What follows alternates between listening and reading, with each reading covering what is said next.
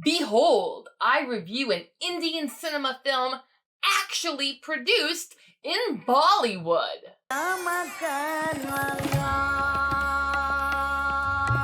Hey, you geeks!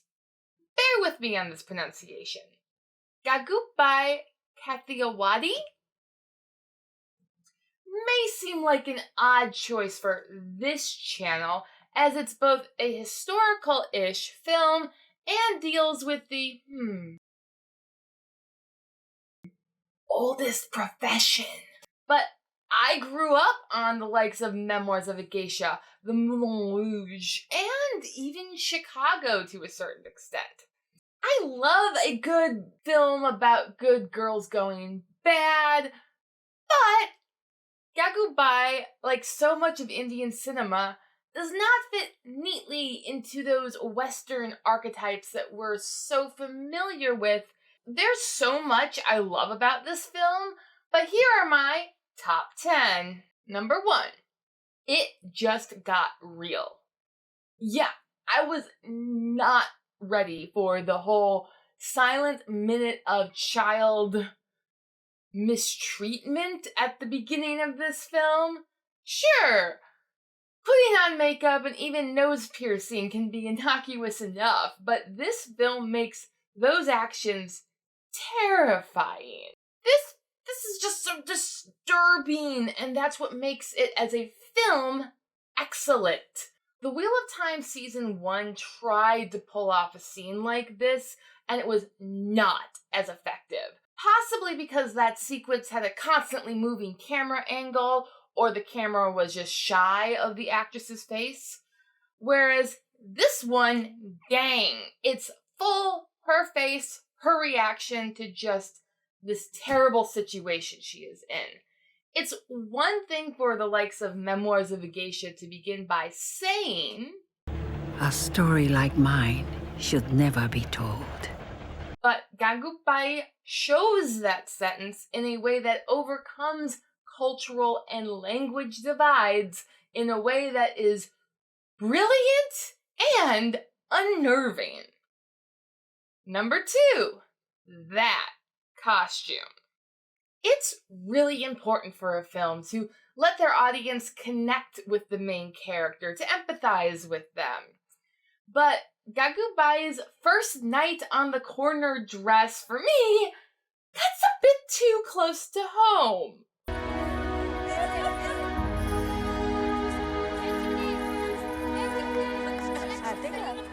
The other reason why I don't wear cut-off shirts like that is more out of self-preservation than prudish modesty.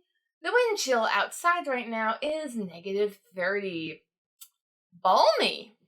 Anyway, back to the ladies waiting in the dark of is it Mumbai or Bombay? Is Bombay offensive or is it just old? Why they changed it, I can't say. People just liked it better that way. I'm sure you'll let me know down in the comments. Number 3, the honorable mobster. Like any great movie about those who operate outside the law, Gangubai gives us the archetypal good mobster in Rahim Lala, a man of principle who goes to mosque regularly, respects women, and shows that respect by beating the ever-loving snot out of any man who dare interrupt their profession. But, the more things change, the more they stay the same. The only main difference I see is that Wikipedia refers to his title as Mafia Don, since I suppose Islam doesn't have a baptism at which one can ritually sacrifice all of your enemies to take over the mob. Michael Francis Ritchie, do you renounce Satan?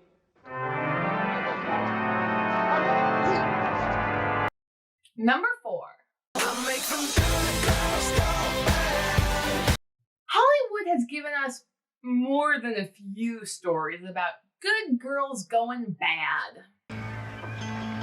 Tell me about it, stud. But usually the girl goes bad to get the boy, or in the case of Chicago, is seeking fame and fortune, like Ganga at the beginning. फिर तो बन चुकी 2 heroine तुझे क्या लगता है तेरे बापू तुझे फिल्मों में काम करने देंगे? नहीं पर हमने तुझे हीरोइन बनना है ना? Hollywood, in the case of Chicago, would rather sell young women the story of a bunch of murderesses who dance like that, rather than women who dance like that professionally, leading one to the weird conclusion that it is more socially acceptable to commit murder than to practice Gangubai's profession. However, Hollywood is not alone in its hypocritical eccentricities, as Gangubai itself acknowledges that respectful, honorable Lala is so fine with having women practice their trade in the district, but he puts up his nose at the idea of them selling alcohol. बहन से शराब का धंधा करवाऊंगा। इस पठान ने वतन छोड़ा है, वसूल नहीं। Though he can be persuaded because, money. Number 5. Gosh, this film is beautiful. Despite the show starting off strong, showing the ugly side of district living, it's also got fantastic cinematography that makes everything beautiful. From the saris hanging out to dry so aesthetically, to the candlelight during the power outage, to the general ambiance. It does look run down, but it also looks like a postcard. Greetings from Kathy Mapura. This town stinks like a whorehouse at low tide. But it sure looks pretty. Number 6. Elephant? This film's stunning cinematography really helps grease the gears on the transition from brutal mob film to rom-com. They get the soft lighting up in here. Juliet is on her balcony. Romeo has come to call with a horse-drawn carriage, no less. The only thing this scene really lacks for me is an elephant, as one does, and a narcoleptic Argentinian to sing the third part harmony so we know in the audience that this insta-love is true.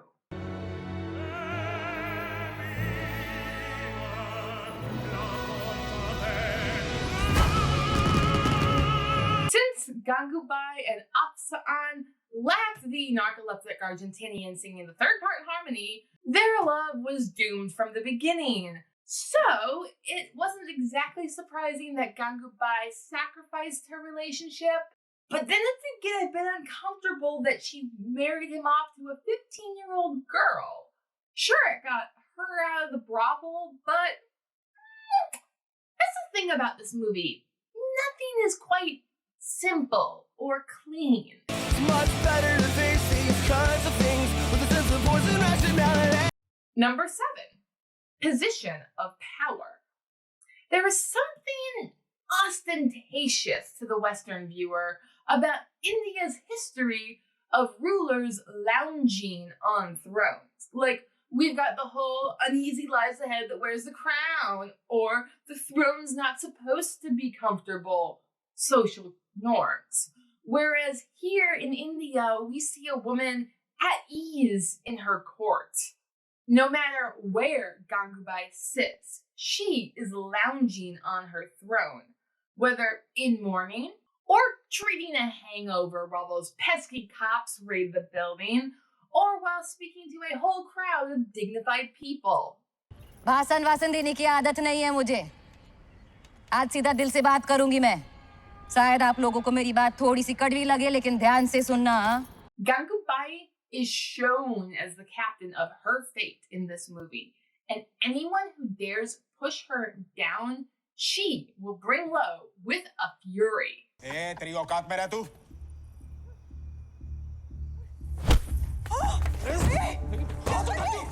Sure, Memoirs of a Geisha has that pithy line. That's the surest way to attract a done-up. On your feet, not off them. But ultimately, Sayuri's fate is decided by her patron. It just goes to the question at the heart of Gangubai's film. Is it truly laudable for a woman to want to excel in her profession, even if that profession is distasteful? But I was very good at it. I was the top salesperson 5 years running. Okay, but that's worse. I mean, you do get how that's worse, right? Or will Hollywood only give girls the anti-role models of women who do something more socially acceptable, like murder? Number 8, slavery or profession. Gangubai demands respect as a professional, just as a professional who practices the world's oldest profession does not preclude her from getting nights off, going to the movies, or even celebrating holidays. ये मैंने आज एक भी आदमी हमें हाथ नहीं लगाएगा. जरा सोच, धंधा बंद होने से Not to mention earning a wage and letting her co-workers decide their own fate, whether to stay home or make a new home in the district. It's these kinds of things that make natural life worth living. It's these kinds of things that differentiate slaves from professionals. So it's hard not to root for Gangubai as she fights for these opportunities for her workers, just the workers who do the oldest trade. Number 9, equal representation. I can only imagine India's current cultural generational gap and how their various film industries feed into that ongoing conversation. In the US, our divide has dithered into a shouting match over films which try to include representations of people from all walks of life and how seamlessly that is woven into the plot. Gangubai seems effortlessly to achieve this goal of Western cinema. The film features Muslims, Hindus, Catholics, politicians, eunuchs.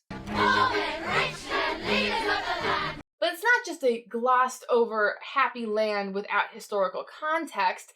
Every group has their own issue with Gangubai. Though I couldn't find a historical basis for the Catholic school drama, there is a Catholic girls' school in Kamathipura, and it's not exactly a stretch of the imagination for the sisters to get a bit uppity and holier than thou, like that's the entire plot of Sister Act. These walls are the only protection they have. The streets are no longer safe for them. Also, Catholic-coded villains are a longer-standing tradition in Western cinema than queer-coded ones. Gangubai treats them all the same. And it doesn't feel forced or charged, or at least no less charged than the entire premise of this movie, which is just, number 10, complicated. Gangubai ends with a big, happy ticker tape parade or flower petals feel, celebrating her achievement in helping pass the Immoral Traffic Suppression Act. On the one hand, I can't help but wonder if this is the law that my government professor wanted us to cite in our final on the constitutionality of the oldest professor. On the other hand, Kamli is dead. Gangubai has been abandoned by her birth family. बापू मर गए मेरे. ये बात मैं झेलूं 30 second में. बना राज है, बात नहीं करना चाहती. उनको मनाना है, समझाना है. The boulder feels conflicted. While this film clearly adds oodles of Bollywood shine and movie magic to the life of this notorious woman, her achievements are still left up for discussion. Gangubai जब तक जिंदा रही, उन काले गुलाबों का बगीचा खिला रहा. गंगूबाई महान नहीं थी, पर गंगूबाई शैतान भी नहीं थी. And that's the sort of filmmaking that I just can't seem to find in Hollywood right now. So thank you, India, for your wonderful ability to tell stories. I will keep watching and hope you do too. Thanks for watching. Bye!